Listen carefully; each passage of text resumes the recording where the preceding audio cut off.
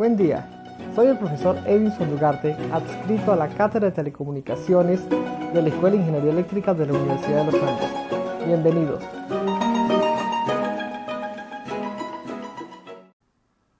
Cuando hacemos una modulación angular, hay diferentes formas de hallar el ancho de banda que va a utilizar nuestra señal. Dependiendo de ese ancho de banda, que a su vez va a depender de la amplitud de mi mensaje y de las condiciones de modulación, vamos a tener dos casos básicos. Vamos a tener modulación en banda angosta y vamos a tener modulación en banda ancha. El caso más sencillo de estudio es para la banda angosta. Básicamente, entonces, si tenemos una señal que está modulada angularmente, va a tener, ya sabemos que una A sub C constante, y va a tener un tipo de modulación del coseno omega C por T más el phi de T. Siempre olvido colocar en vez de paréntesis corchetes para diferenciar bien los signos de agrupación. Entonces, cuando tengamos este phi de T pequeño, en cierta forma por así decirlo, vamos a tener que la modulación en banda angosta se estará dando. Si este phi de T es grande, vamos a tener normalmente una modulación en banda ancha. En este caso vendría a ser banda angosta, nuestro caso de estudio.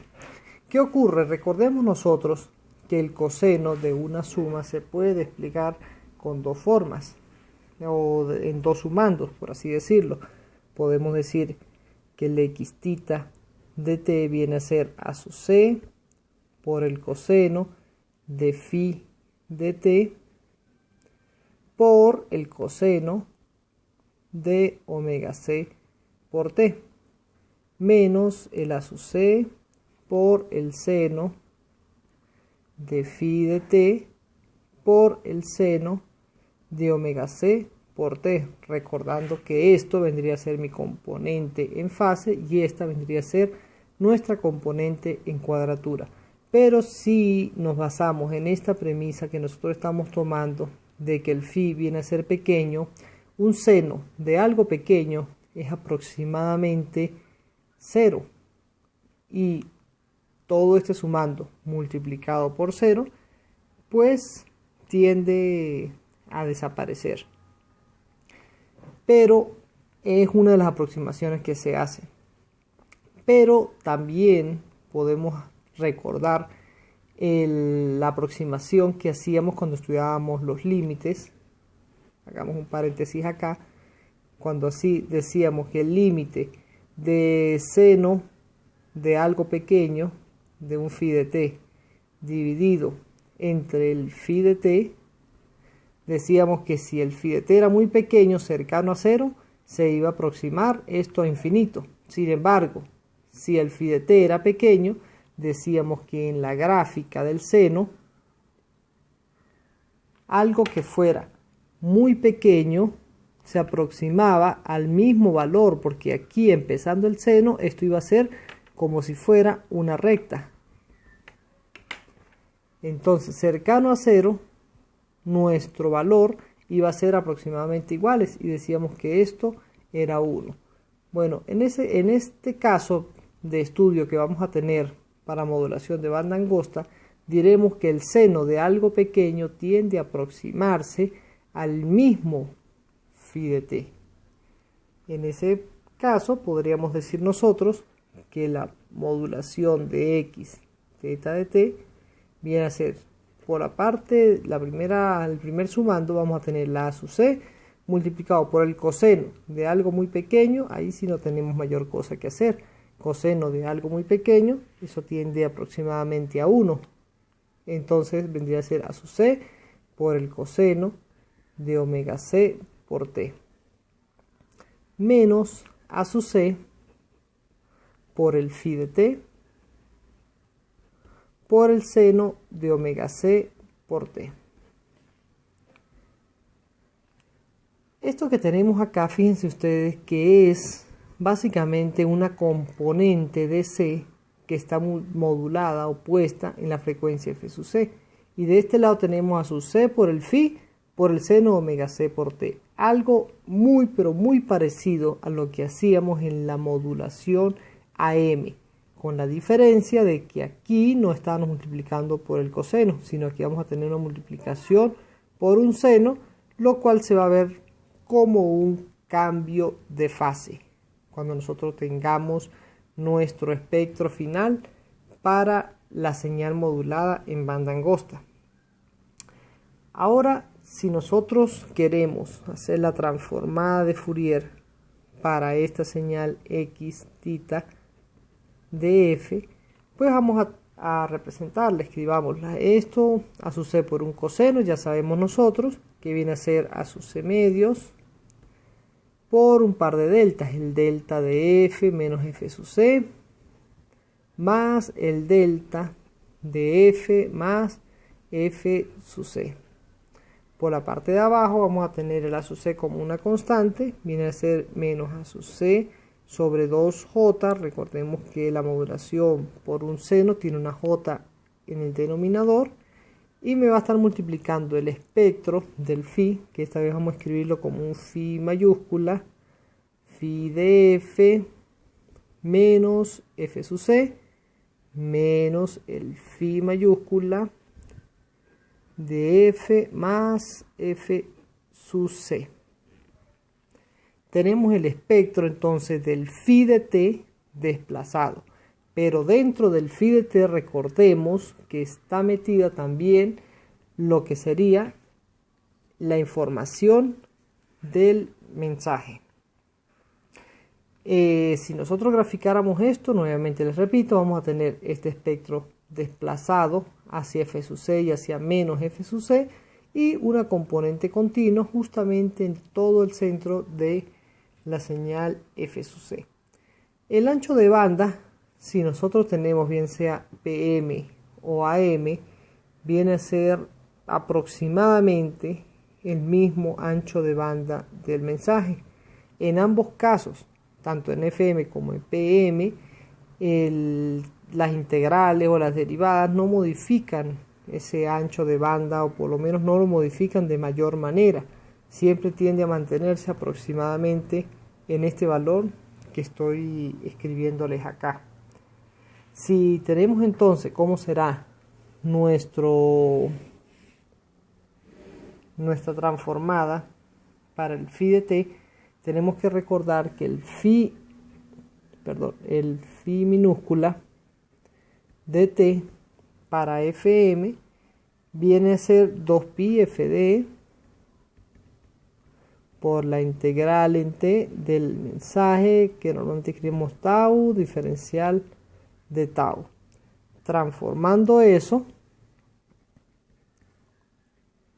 tendríamos que el phi mayúscula de t viene a ser entonces, tomando las tablas de integrales y revisando, eliminando factores comunes que se van a ir por ahí, vamos a tener que va a ser un f sub d dividido entre j por f por el espectro de mi señal mensaje.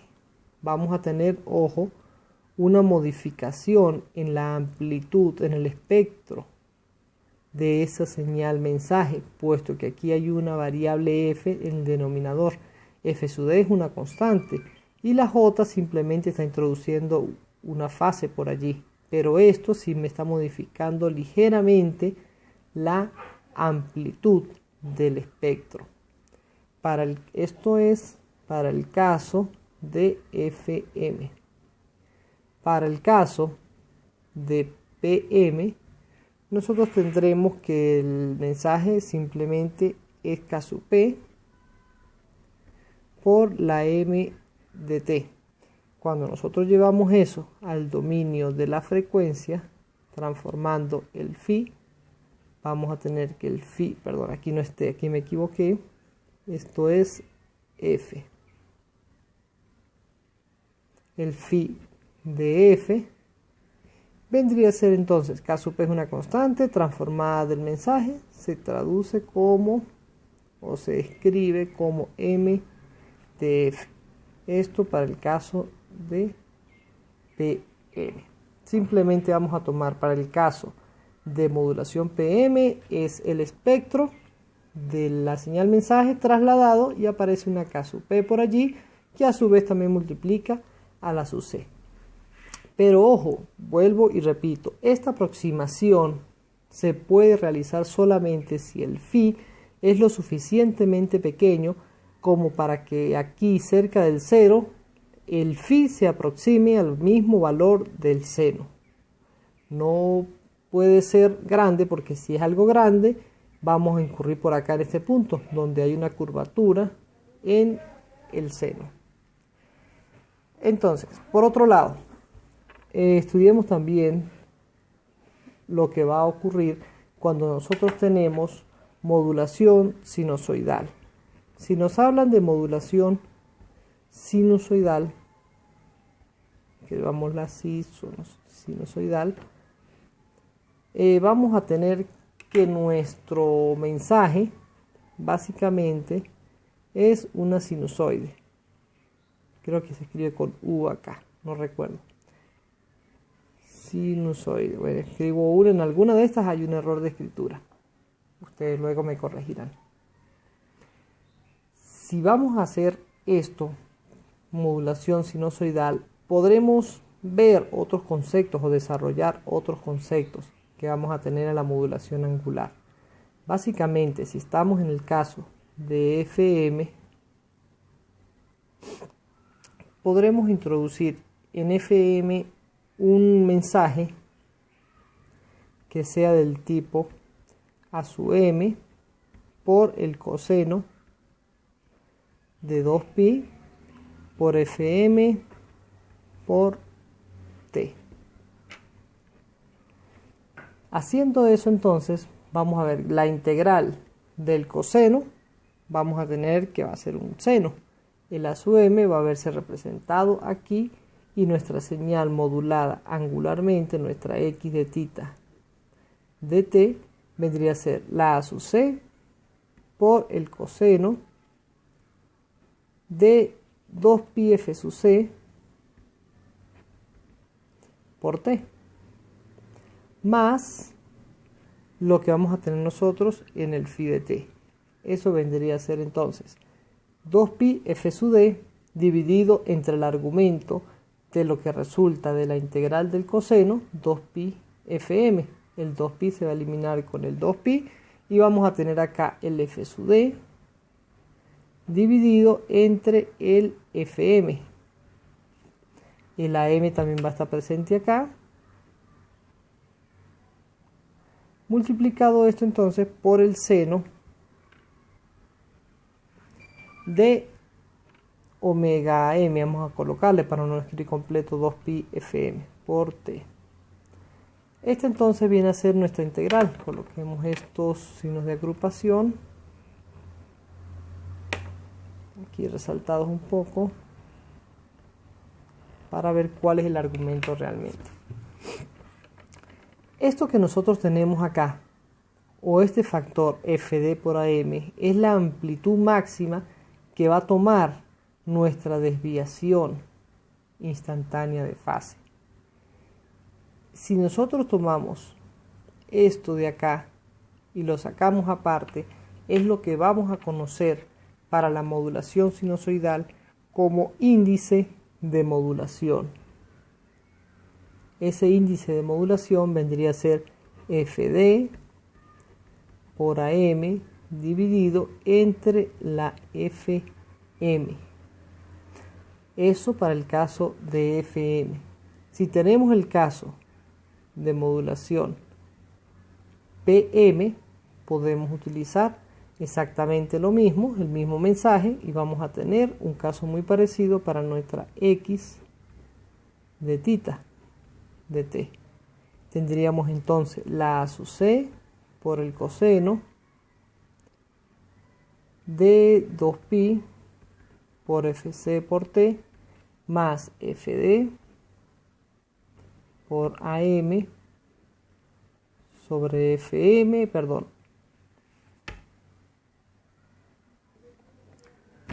Perdón, acá me dejé llevar por el anterior, me confundí. Aquí no es FD, aquí viene a ser K sub P.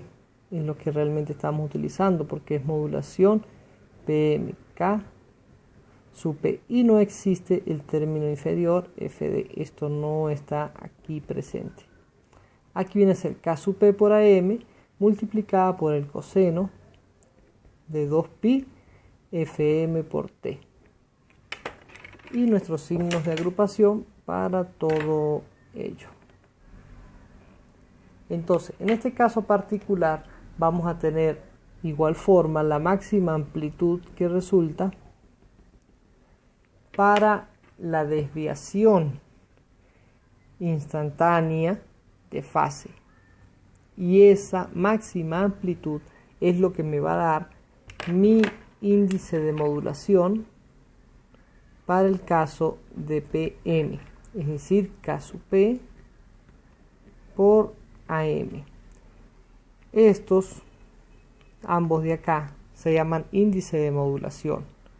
Uno para PM y el otro para FM.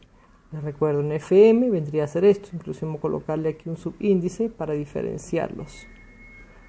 El de FM es este y el de PM vendría a ser esto. Esto ocurre en modulación sinusoidal, es donde podemos distinguir estos valores para el índice de modulación. Si el mensaje es diferente a una sinusoide, estos valores no van a estar aquí presentes, vendrían a ser otros. En el caso de PM es bastante sencillo de reconocerlo porque esto está representado por el máximo del mensaje. Sin embargo, cuando tenemos FM es un poco más laborioso de resolver, puesto que el mensaje pasa primero por una integral y luego que pase por esa integral vamos a tener aquí cuál será el valor máximo de la desviación instantánea de fase, y ese valor máximo tiende a ser el índice de modulación. Este índice de modulación luego se va a utilizar para hallar el cálculo de ancho de banda. Pero además de eso, el índice de modulación también se utiliza para determinar si estamos en banda angosta o en banda ancha. ¿Por qué? Fíjense ustedes, si nosotros tenemos, o se dice la teoría, que si el beta, coloquémoslo así, el beta es menor que 1, estaremos en banda angosta. Otras teorías me dicen que si el beta es mucho menor que 1, estaremos en banda angosta. Hay otros que dicen que el beta tiene que ser simplemente menor a 1. Algunos mucho menor a 1, otros dicen que es menor a 1. Nosotros lo tomaremos como el beta menor a 1, digamos 0,8, 0,7, puede ser aceptable para banda angosta. Y vamos a tomar que si el beta es mayor a 1, vamos a saber que estamos trabajando con banda ancha. Lo mismo va a ser para este caso de acá. Si el beta es menor a 1, estaremos con banda angosta. Y siendo mayor a 1, estaremos hablando de que estamos haciendo banda ancha. Algunos otros por allí dicen que el beta debe ser mayor a pi medios. En vez de 1 debe ser mayor a pi medios para poder entrar en el caso de banda ancha. No utilizan 1 sino pi medios. Vendría a ser 1,6 aproximadamente. No es tanta la diferencia. Sin embargo, el criterio de trabajar en banda ancha o banda angosta lo vamos a definir nosotros mismos como ingenieros. A la hora de hacer un trabajo, nosotros diremos si se va a utilizar banda ancha o banda angosta. ¿En qué influye utilizar uno u otro? Banda angosta utiliza un ancho de banda menor al que utiliza la banda ancha. Si utilizo un ancho de banda menor, voy a estar reduciendo la calidad de mi mensaje. voy a estar reduciendo la fidelidad de la información. Si estoy transmitiendo música, por ejemplo, la música no va a sonar tan bien. Para música normalmente se utiliza banda ancha para poder que toda la información llegue bien y la información pueda ser bastante fidedigna. Sin embargo, si estoy transmitiendo unos y ceros, como es el caso de las señales digitales, a veces solamente me basta con transmitir en banda angosta. Más adelante también vamos a ver que la modulación angular nos permite hacer cambios en el ancho de banda, jugar con el ancho de banda para obtener una mejor relación señal a ruido. En ese caso también vale entonces pasar de banda angosta a banda ancha. Dirán ustedes, pero entonces ¿qué tanto lío en estudiar la banda angosta? Mejor estudiemos solamente la banda ancha y salimos de ese problema de una vez por todas. Sí, podría ser, pero es que la banda angosta nos permite hacer una reducción de cálculos muy grande.